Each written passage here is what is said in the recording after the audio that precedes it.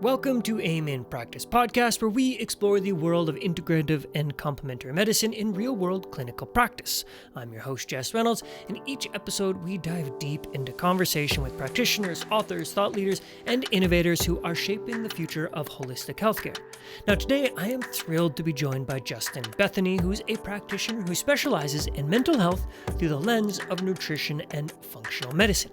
Now, if any of you have been following this podcast for a while or know me, you know that this conversation is right up my alley.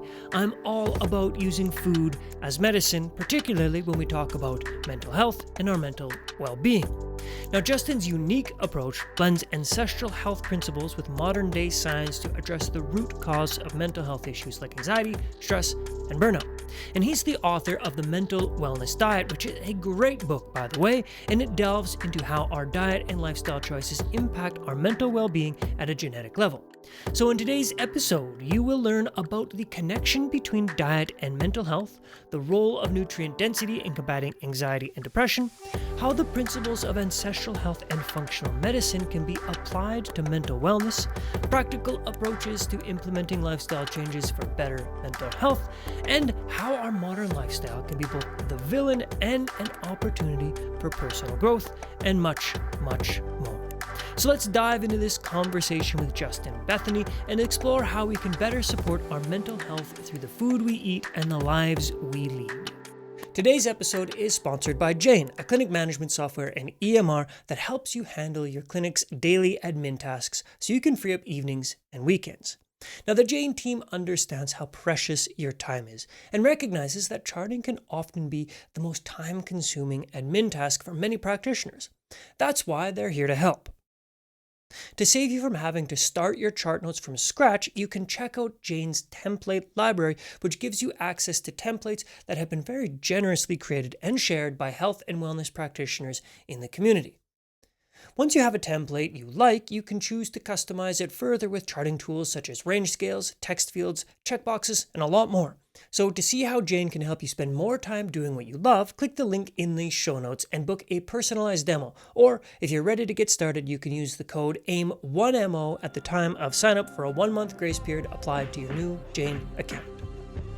Well, Justin, welcome. I'm looking forward to this conversation. When I was going through the content that you produce and what you're all about, you've got the mental wellness diet, and I think that is just absolutely phenomenal. A big part of my practice is helping people with nutrition, and the very vast majority of my practice is mental health stuff, stress, anxiety, burnout, stuff like that. And I've always believed that one of the best ways to help mental wellness is through diet and nutrition. But I've never actually had a conversation with anybody else about it because it seems to be this weird and wacky idea about calming anxiety and stress and burnout through diet and nutrition. So I'm super stoked to be talking with you today and really excited about all these different awesome directions we're likely to go in. Great. So, Yeah. Thanks for having me. To begin with, yeah, great. Thank you. And to begin with, just tell me a bit about what got you down that particular avenue, because it is quite niche. So I'm curious about your backstory. Sure. Yeah.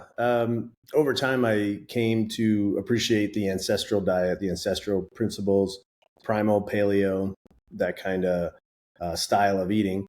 But functional medicine got on my radar back when I was in nurse practitioner school over 10 years ago.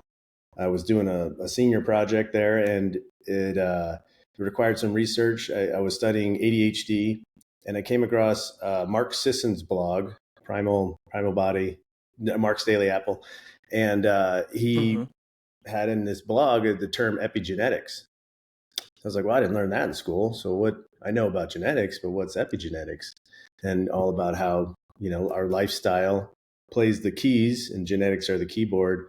Our lifestyle turns on or turns off processes and genetic function. So I thought that was fascinating. And it kind of reinforced what I already understood about health. I had a thought the other day. I remember when I was in 5th grade, I was eating dinner with my mom, and I said, "Hey, Mom, I think I'm malnourished." And the look she gave me, I'll never forget, because she was born in 1943, post Great Depression, so that was a joke to her probably. But I think what I came to was, I think in 5th grade, I was looking at the nutrition data and the RDAs for vitamin C and all these different things, and I started adding it up. with the food I was eating, and I just wasn't getting enough. And so I corrected myself so she didn't tear me a new one. And I said, it's just the nutrients. I mean, I'm getting enough calories for sure. You're providing for me. Okay. There's no problem here. But it just seems like the nutrients are missing. So, that was back in fifth grade. So I think I have always had that bug in my brain about nutrients, and going through, learning through ancestral diet and the Ancestral Health Symposium. I think there was a presentation back when I was in school about nutrient density, and then that buzzword came out. And so in my book now, nutrient density is a core principle for the dietary recommendations.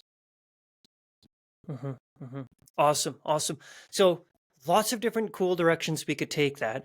But I'm curious if we could just take a little detour into this world of functional medicine and talk about epigenetics. And I'm not sure if the word exosome sort of rings true for you, but this idea that everything from our environment, particularly food, but not excluding other things like environmental toxins and air pollutions and off-gassing from the new carpets, and all of these different things can affect our overall health at the genetic level. Can you maybe explain a little bit, in your perspective and opinion, how that stuff actually genuinely changes us at a genetic level?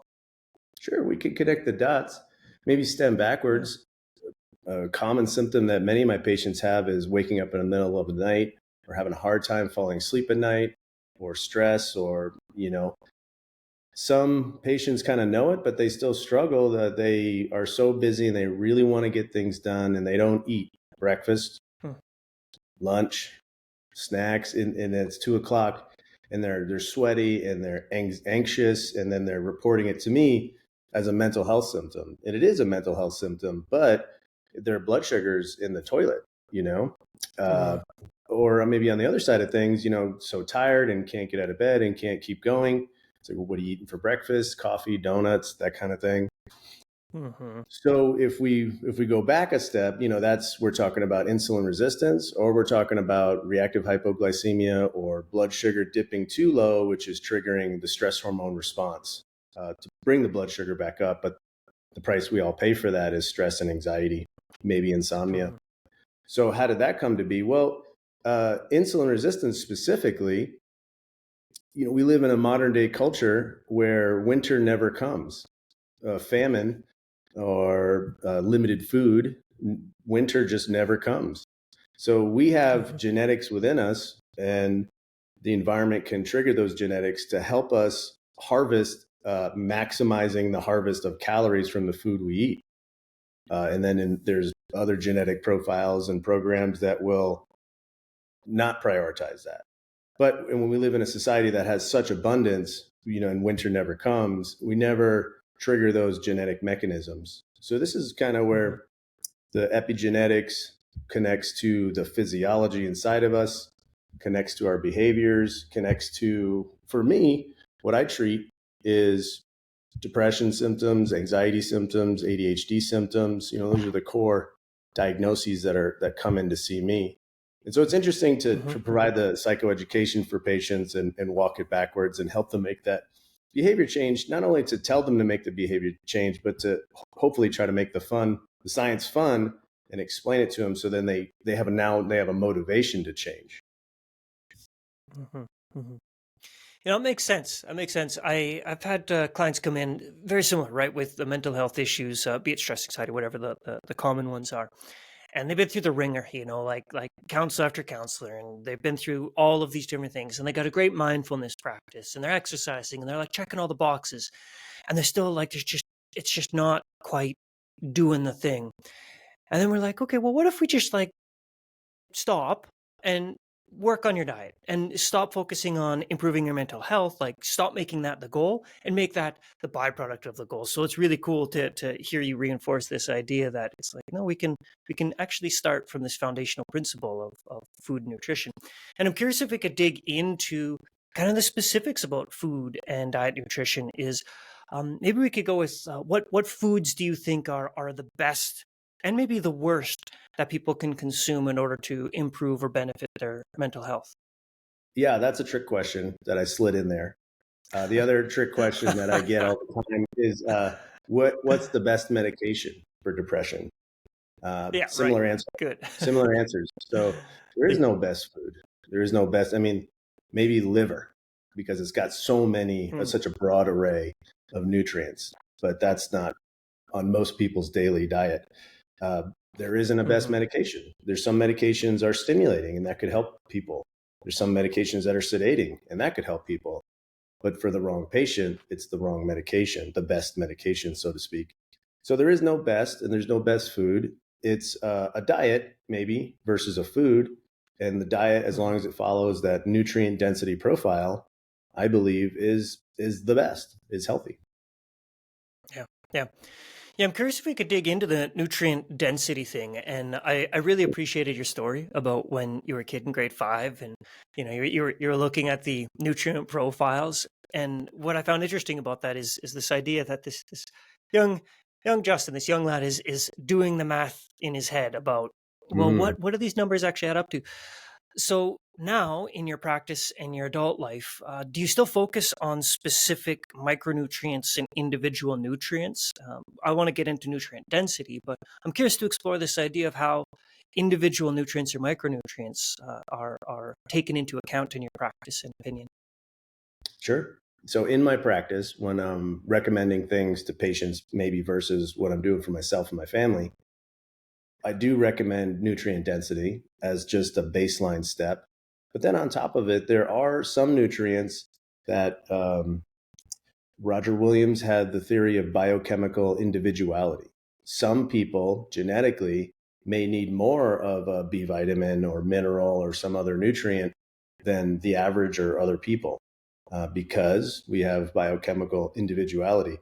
The MTHFR gene is a great example of that, where this recycles folate. So if you have a slower superhighway of recycling the folate, dietary folate is going to be more important for you. If you have a very clean, open highway for the MTHFR, no mutations in that, then you maybe could go by with less leafy greens, that kind of thing. So folate, actually, when we're on the topic, folate can be hit or miss in my population with anxiety. Sometimes if I give the nutrient folate, methylfolate, sometimes even B12, for some patients, that can ramp them up, I've noticed, because it participates in the creation of serotonin and dopamine, and then also norepinephrine, epinephrine, and that can be too stimulating for some, as I've experienced in prescribing it. A cocktail that I actually usually like to recommend patients is magnesium, B6, taurine, and maybe a few other B vitamins in there for sleep. B6 helps recycle the excitatory neurotransmitter glutamate back into GABA, the inhibitory one. Taurine helps the minerals get into the cells and also helps stimulate the GABA receptors. And magnesium is a pore blocker. There's excitatory neurons and they have receptors. You have to tickle those receptors to get them to fire. And if you're tickling the receptors and firing the excitatory neurons, that's, in my book, I write a lot about overexcitation. When you have overexcitation, that could be dark, stormy depression, anxiety, panic attacks, sometimes hallucinations, scattered thinking, brain fog.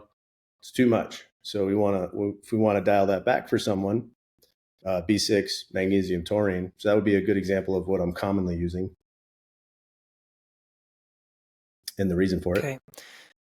Now, I'm starting to understand the sort of the pathway in which dealing with individual nutrients is going to end up affecting an individual's mental health in the end, right? So an easy example, low-hanging fruit in your story you just gave was talking about ensuring that the GABA system is functioning appropriately. And is this sort of the perspective you take when you're assessing somebody, kind of looking at maybe they've got depression. And then when you look at somebody with depression, are you sort of thinking, well, this depression maybe has something to do with the serotonin system, so I need to work with micronutrients and nutrients in order to boost serotonin production, for example? Is that sort of the perspective you're taking?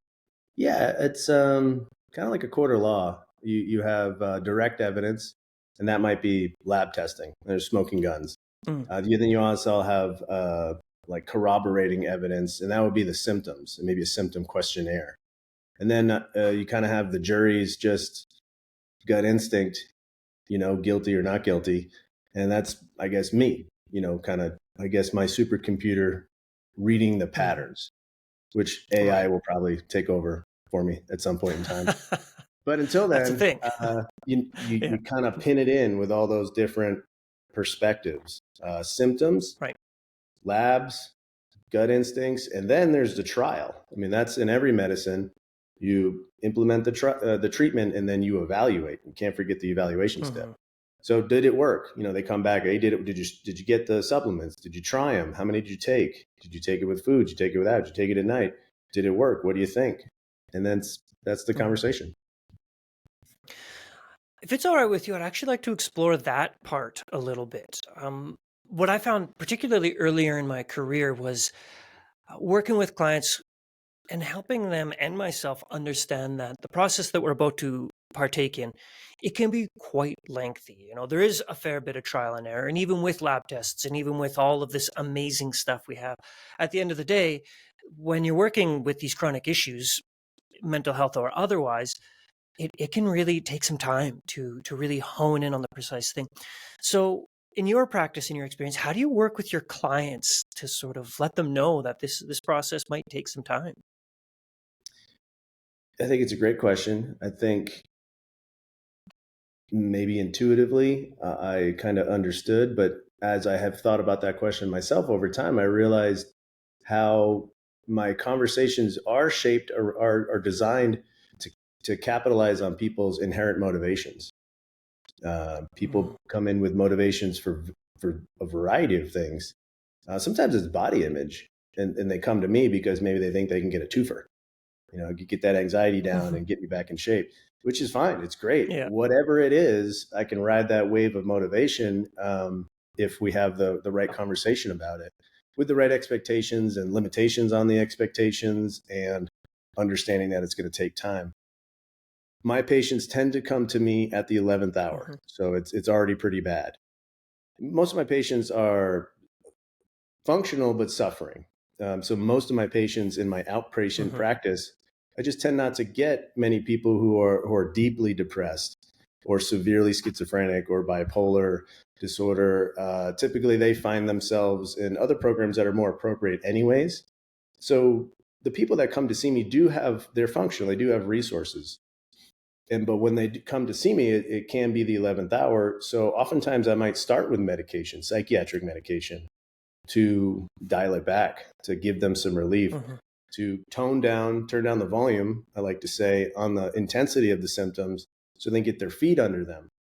Once that phase hits, then their motivation typically tends to well, now I want to get off the medication. So that's typically where I enter with the sleep, diet, exercise, functional medicine approaches, riding that motivation on the second half. Yeah. I really appreciate that perspective. I find in this natural health world, as I'm sure you've experienced, there's a lot of black and white. It's either medication is the solution, or that is the worst thing that ever happened to humanity. And I really appreciate this idea that it's like the right tool for the right job. And we live in an amazing time in which, when somebody is really suffering, we've got tools to get them out of the pit. And then once we get them out of the pit, we can use different tools to get them on their way, right? So I really appreciate that perspective. I'm curious that when we kind of go down the next road, right? So let's take a client, for example. They come in and they're in the 11th hour, but they're not quite needing to take medication, or you don't believe that they need it necessarily. Mm-hmm. From my understanding, is the principles that you use are sort of this ancestral health principles and this sort of paleo-ish type thing. Can we go through those principles and how you can help the listeners understand, well, what exactly is ancestral health, and how does following an ancestral health plan or protocol improve their mental health? Well, we're going to pull back the curtain on the Wizard of Oz because it's nothing special. Okay. It's diet, sleep, exercise. It's all the non-sexy stuff. As we evolved, we didn't really have modern day life. In my book, modern day life is the villain. The villain keeps showing up in all the chapters.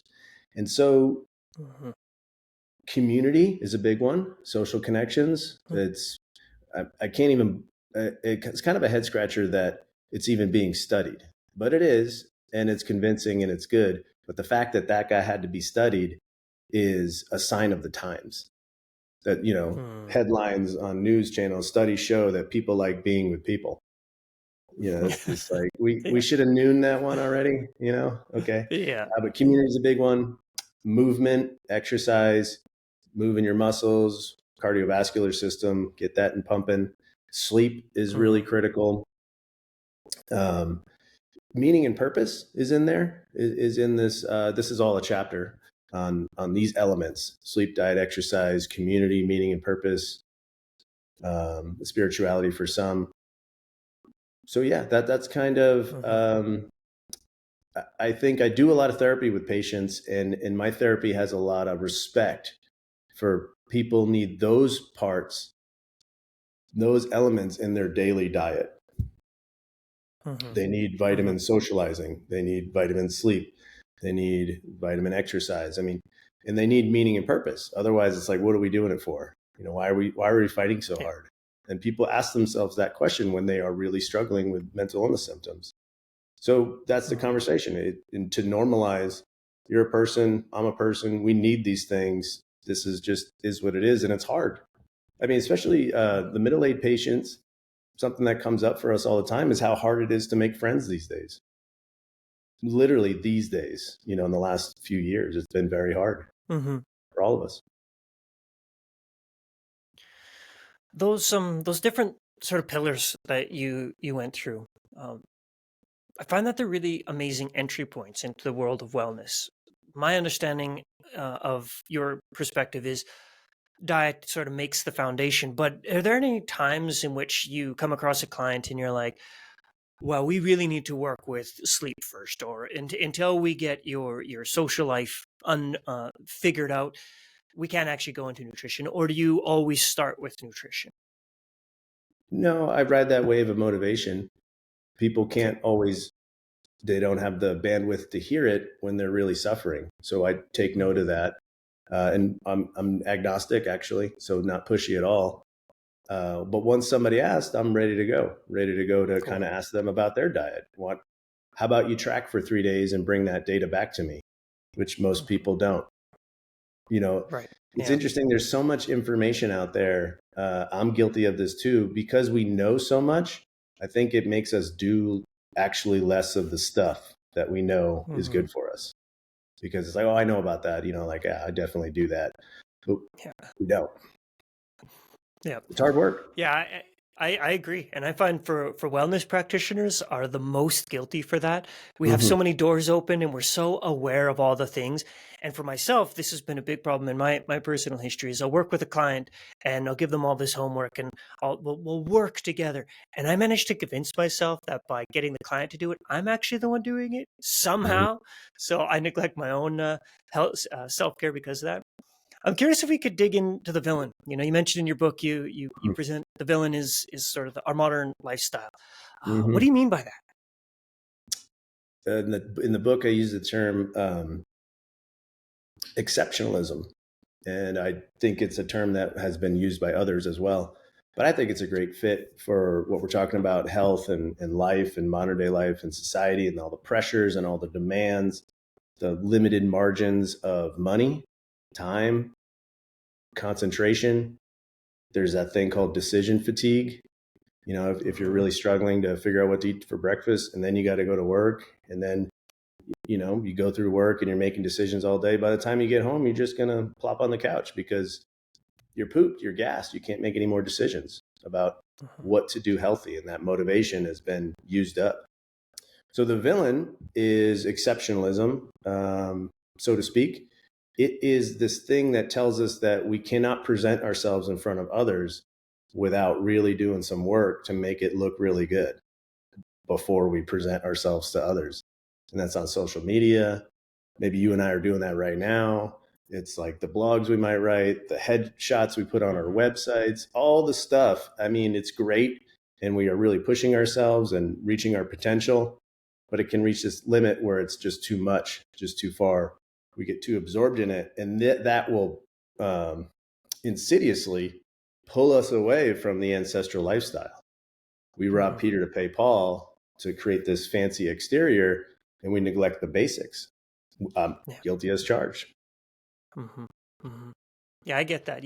Not too long ago in February, I had this really cool opportunity to live with some super remote tribes in Colombia. It was great for a million reasons, but one of the first things I noticed, weirdly enough, when I got there, was there wasn't a mirror. Like it was for some reason. That's the thing not the fact that there's no toilet, not that there's no shower. It's there's no mirror, and I found that such a strange thing. That's the thing my consciousness first went like, holy shit. And then spending, like 2, 3, it was almost 3 weeks where it was just like, nobody cared. Like nobody cared about what they look, what they wore, Lord knows there was no social media posts. And to really experience that firsthand, like genuine ancestral living, these people living the exact same lifestyle they have for hundreds, if not thousands of years. That's really cool. It was super cool. But to see that like confrontation firsthand of how this is how our nervous system physiology, even down in the endocrine system, evolved as opposed to the environment that we're in, it certainly highlighted the villain. And I really appreciate that word of villain, because it does seem that way a lot. Sure. Yeah. Speaking of mirrors, many of my patients, and every once in a while, all my patients will jump on Zoom for their visit, and that has introduced a mirror into a therapeutic setting. We always talk in therapy, we always talk about safety and containment and setting and all that stuff. And then we just put a big mirror all of a sudden. So people will be, sometimes I notice they're preoccupied with how they look. They're looking at themselves. I mean, I'm doing it right now. I mean, it's fascinating. I'm talking to you, but kind of talking more to myself. I don't really know if they've studied that one yet, but it has been an interesting thing I've noticed. Mm-hmm. Yeah, I mean, I part of me really wants to go down that, because it's really interesting to think about all the things that we don't know yet. These intuitive understandings that I'm sure every one of us is like, yeah, Zoom, it's great, I'm enjoying this experience of chatting with you, and it's so cool that we can do that. But then you sit down for coffee with a friend face to face, and you're like, oh, there is something missing, right? For sure. Yeah, yeah. Yep. And I'm curious with this idea of modern day living sort of being developed, being the thing that's causing so many different health issues. How do we do it then? Like, because we live in it. We're in this time where Zoom meetings are a thing, and we're in this time in which I, for one, as it's snowing and cold where I live, am super grateful for centralized heating. And so, how do we balance this understanding that our physiology is really designed for ancestral living, but our modern reality isn't set up for it? And of course, there are beautiful things about our modern reality that I don't want to give up. So how do we make that balance? Well, in the middle of my book, I did have a one page about meaning and purpose and how to find it. And it's number one, think about something that really bothers you, something you really hate, something you hate seeing, something that really irks you. Starving animals, or abused children, or older people with illnesses that don't get properly cared for, or whatever it is. And then step two is to think about how you can do something about that. It doesn't have to be your main job. It could be something else. And maybe your meaning, your purpose is your own family, your own children, your own pets, your own practice, your own legacy, whatever it is, kind of dedicate yourself to that. Step three is understand that it's a never ending journey, kind of like golf or skateboarding. I mean, golfers, all of the patients I've had who've been skaters are actually some of the most resilient, mentally healthy, deep down people that I've treated. I mean, there's something about skateboarding, the community, and then the knowing you're going to fall on your face, literally fall on your face in other parts of your body, and you will break bones, but you just keep doing it, and you'll never master it, and it will always be there for you because you'll never master it. So that's, that was kind of a rough cover of the meaning and purpose, and why I talked about that, and why I guess it's in the middle of the book is because I do present this problem. I do highlight how modern day life is the villain, and that can kind of feel hopeless. But then there's all these other parts of modern day life which are amazing and give us the opportunities to do things or reach people or create art, cultural artifacts. My book's kind of a cultural artifact. I mean, at some point in time, somebody will dust it off and be like, oh yeah, in 2024, yeah, people were crazy. Now, the good thing is this guy wrote this book. um, so we can be so much, but it's important to kind of hone in on who we really are, what our character strengths are, our inborn temperaments, what we really want. And when we highlight that importance, some of the other less important but dragging us down aspects of modern day life hopefully fall off to the side, and we can just stay focused on the one thing. Yeah. No, thank you. I appreciate that. And I'm starting to see that as almost a trend.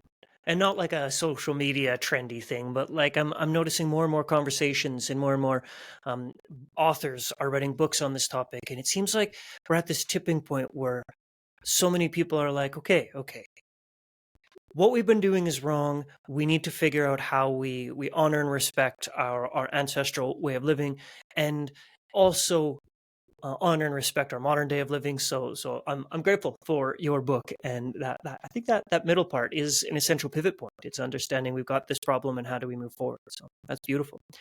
And I'm curious, within your book and your scope, you dig into some research and what's some really like cool, new, interesting research that you're working on now, or that you worked on when you're writing the book, that you find super fascinating and helpful?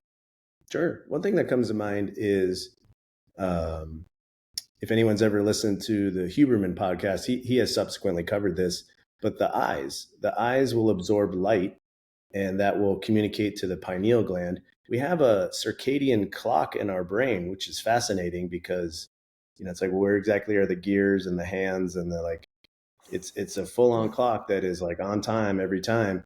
The clock is set for 24 hours plus 1 minute. And when you look at light in the morning, it resets that clock. So if you look at light at 7 a.m., then by 7 p.m., 8 p.m., 9 p.m., automatically the clock's gears are grinding and getting you chemically, neurologically, neurotransmitter wise prepared for sleep. But that part is really fascinating, that there's so much internal wisdom. The subtitle of my book is Ancient Wisdom, Evolving Science, Modern Day Options. The evolving science part I love because it's proving what grandma and our ancestors have known just works, maybe through trial and error or maybe through intuition. Now science is proving it. And I think that's just awesome, fascinating. Mm-hmm.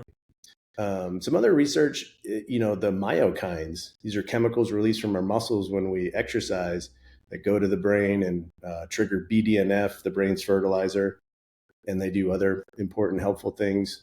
That is really fascinating because, just like the light in the eyes and and similar to the myokines released from the muscles, and then the B6 from your onions and garlics and leek going into your brain and recycling the GABA.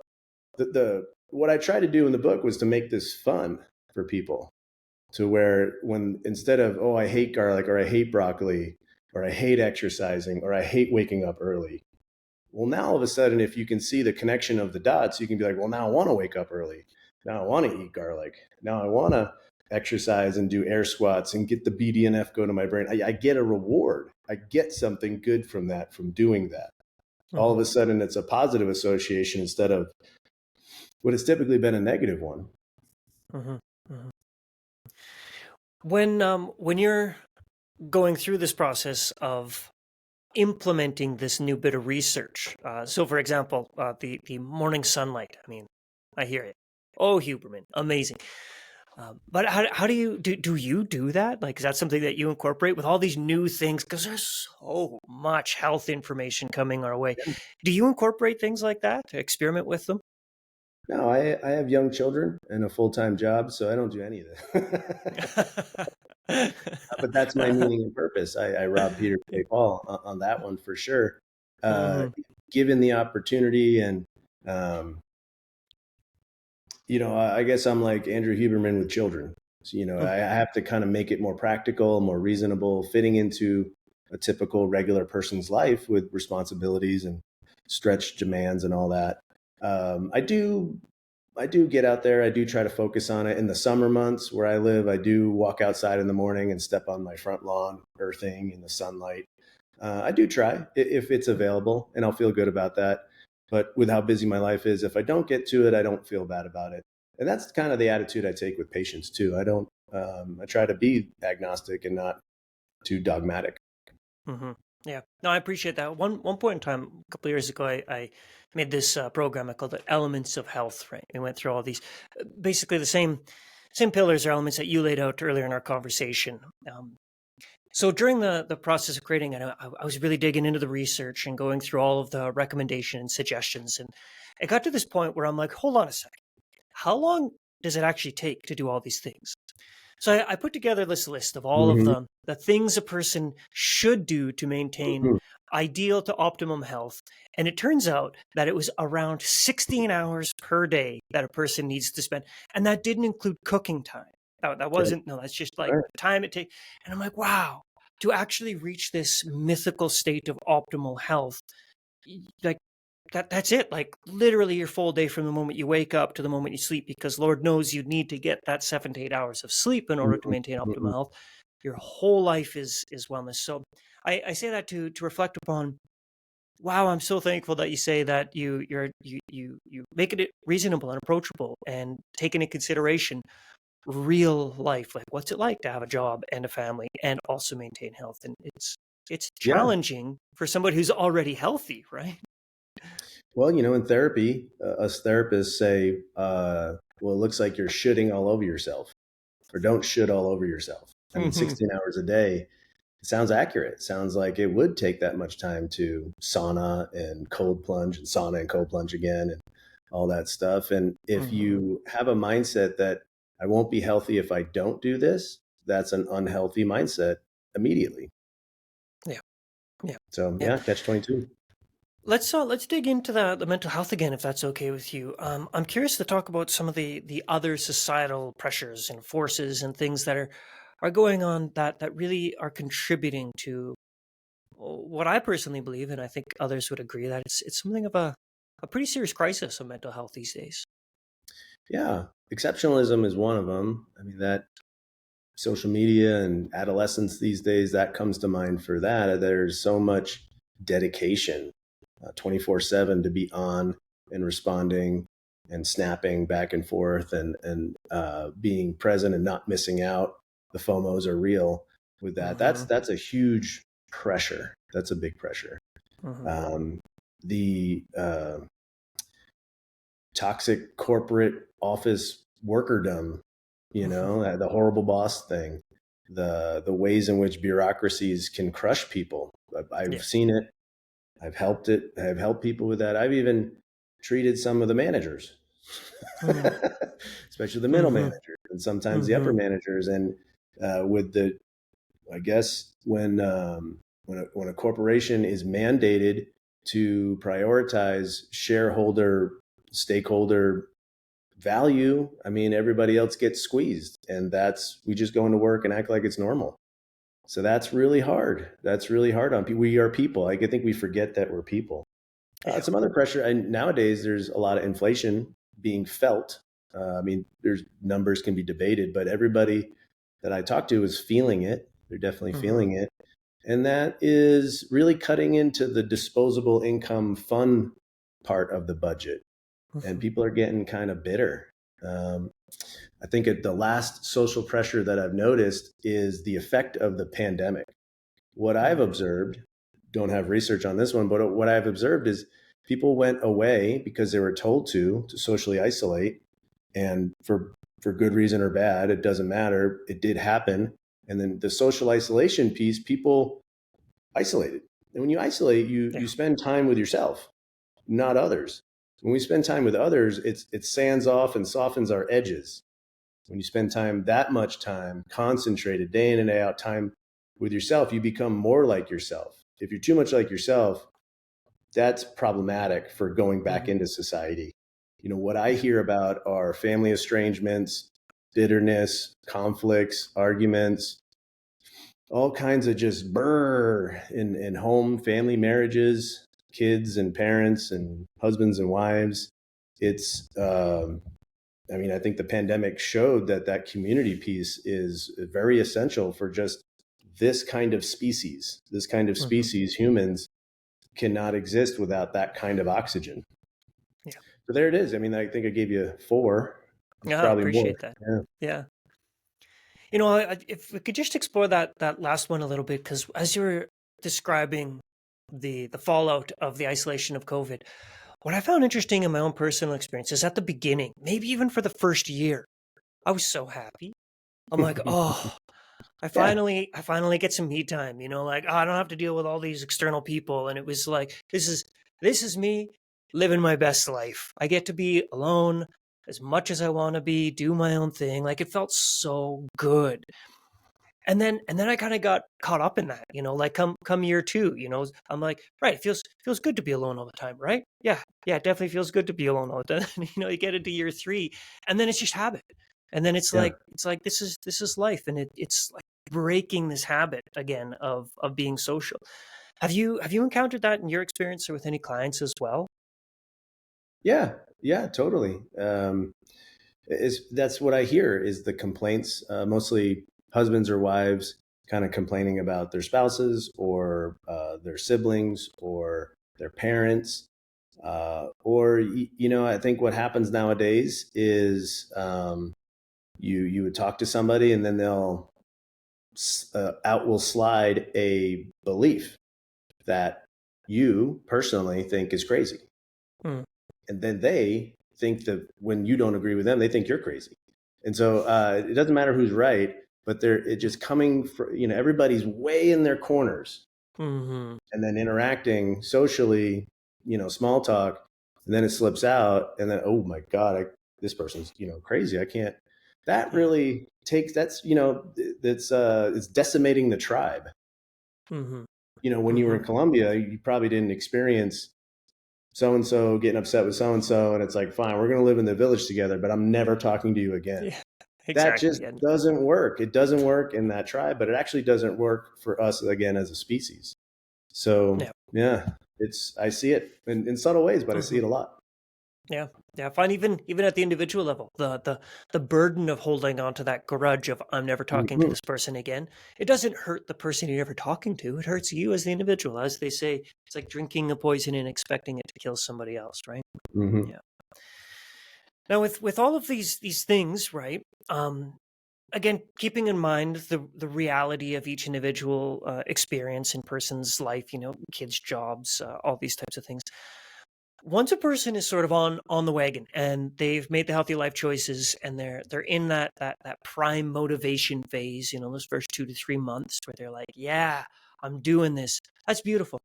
But what do you suggest for how do people actually stick to this in a more long term? How do they stick to the healthy diet and lifestyle more long term? Well, it's in my book and then in my practice, I try to reframe it as a choice. These things are a choice you could choose versus like something that somebody else said you should do. Anytime you talk to a human and be like, blah, blah, blah, you should do this, you got to do this, it's immediately going to go in the other direction. But if you can Hmm. reframe it as a choice you could choose, that that creates opportunity, that creates excitement, that creates interest. That can say it's like, ooh, humans are seeking creatures. We are always seeking, always looking forward and trying to get, obtain, grow, maximize, achieve abundance. We are just designed that way, and for good reason, because I mean, it promotes survival of the species, obviously. So we're really geared towards seeking. Hmm. And if you can slide in front of somebody's view these choices and highlight the benefits and talk about the mechanism so they trust it, that's like a great way that I found have to start the conversation. Hmm. So I think that's important, but to stick to it, I guess you don't the harsher you are, the less likely you will be to stick with it. The harsher you are with yourself, the more you should yourself, the less likely you will be to stick with it. And if it can be connected to that meaning and purpose, it can help those of us who have a hard time doing good things for ourselves. That might just be more Hmm. my population than yours, or it might be pretty universal. But sometimes we have like a allergy almost to really doing really losing that 10 pounds or really eating that salad every day for lunch or getting and feeling better, sometimes there can be self-worth issues that come up. That's mostly my patients, I guess. I see the same. I see the same thing. And again, I love that we keep cycling back to this why and why do you actually want to get better? Like you're coming to see you or me or any other healthcare practitioner. Why? And it's oftentimes like, oh, because I want to lose some weight, or oh, because I want to get off these pills. Those aren't really good whys. So I think finding that real core motivation makes a lot of sense. Yeah, I think I'd add too that um, my visits are an hour. And so it takes me 5, 10, 15 minutes at most for medications, which is great. It leaves me 45 minutes plus for questions for them to kind of get stuff out, to vent, the therapy, explaining the functional medicine piece. That education definitely takes a long time. But the therapy that I try to offer is to get people to feel their feelings. Mm-hmm. I had a patient. I don't think he'll mind. He really is very hardworking, loves his job, loves his career, loves his company, but his Achilles heel is monotony. And so in the technical job that he does, the monotony really gets him. And he was Mm-hmm. describing this feeling like he's like, you know how you have that feeling like you walk into a place, you're somewhere and you just have this real visceral, strong feeling you just don't want to be there. And I was like, yeah. He's like, well, that's what I got. I don't know what's going on. I'll go make a lunch or I'll go for a walk and it's just still there. And I said, well, how's work going? He's like, oh, bad, real bad. And I Mm-hmm. said, well, maybe maybe that's your feelings are trying to tell you something. Maybe they're information. Maybe they're trying to get you to look at something. And the more you don't look at it, the stronger they're going to have to well up to get you to pay attention to the fact that this monotony thing, which he and I had discussed before, is really bothering you. And his immediate response was, yeah, but when you work in a company, you got to do what you got to do and yada, yada. And that's like suppressing feelings. I think a lot of us do that where we feel something, we don't like something, we really want something. And society, especially modern day life, says you shouldn't want that or you shouldn't be angry or don't cry, all that stuff. And so these dark feelings just kind of like sit and fester and really invade Mm-hmm. our daily life. So the therapy part to clear away all those cobwebs really does open the door for people to be better about taking on these dietary and lifestyle changes. Mm-hmm. Yeah, I'm really beginning to appreciate your genuinely integrative approach. The formal definition of integrative medicine is um, all aspects of one's health, body, mind, and soul. I particularly find it interesting that the technical definition includes soul. Fascinating. Big conversation there, but I'm really beginning to appreciate this truly integrative process of how you work with the individual's body through nutrition, exercise, all these types of things, but also really a strong focus on the mind portion through not just, hey, you're feeling a little anxious, well, let's change your diet, but actually talking about it. That's super cool. For the practitioners that are listening, there is something about knowing what to do when you don't know what to do. Getting confident in knowing, all right, okay, let's start here. Okay, what's going on? Okay, let's map it out. Okay, so what is your priority? What is your goal? Okay, can't solve all the problems today. Don't expect this medication to do everything. Like, where are we at? What do you want? What should we do first? And then what can we learn from that when we assess? That's knowing what to do when you don't know what to do. If somebody comes in at the 11th hour with all these issues, Mm-hmm. the knowing what to do when you don't know what to do is a wonderful piece of information that I picked up in school in training because none of us know what we're doing. None of us know Yeah. what the answer is, but our websites say that we do. And Mm-hmm. especially if you're in conventional medicine, it's maybe not your advertising that says it, but it's the 15-minute visit that puts so much pressure on you to fix it and then send them on their way because you got somebody coming right behind them. As a Mm-hmm. provider, it's so hard. That is just such a thing. And I think maybe the soul is a great add-on because it allows for people to have this uniqueness in the soul and this esoteric mystery, and you don't have to solve everything. How could you solve someone's soul? Yeah. Yeah. I love it. I love it. It keeps it open to the process of evolution and growth. And one thing that I've found myself doing recently maybe not even recently, for quite some time now, to be honest, is letting my clients tell me exactly how I can help them. Like, what do you need? And they're like, I feel like I should eat more vegetables. Great, you should probably do that. What do you think would really help your anxiety right now? If I were to get more sleep, wonderful. Why don't you? Yeah. The clients really also help in that. What do you do when you don't know what to do? Well, you could just ask them. And Yeah. oftentimes, my opinion is if you've created a safe space where they're open and they feel like their opinion really matters, 9 times out of 10, they know exactly what it is that they need in order to feel better. Yeah. Yeah. Or, it will show itself. When I first started my Hmm. practice, I shared an office space with a really great chiropractor. And sometimes we would share patients because patients would mention neck pain. So I'd send them over there and I'd talk to them and I'm like, how's everything going? And they're like, fine, fine, fine, fine. And then the next day they would go for an appointment and she would push on their back and waterfall, just the tears would come out because that was maybe unguardable, pushing on that little knot in their back. Or maybe they felt Hmm. safer because they didn't have to talk about it afterwards. Hmm. It's so interesting that to think that we can be so comprehensively as comprehensive as I am. I do carry an understanding that I cannot solve all for everyone. Hmm. Yeah. That really helps turn me into less of a jerk Right. provider.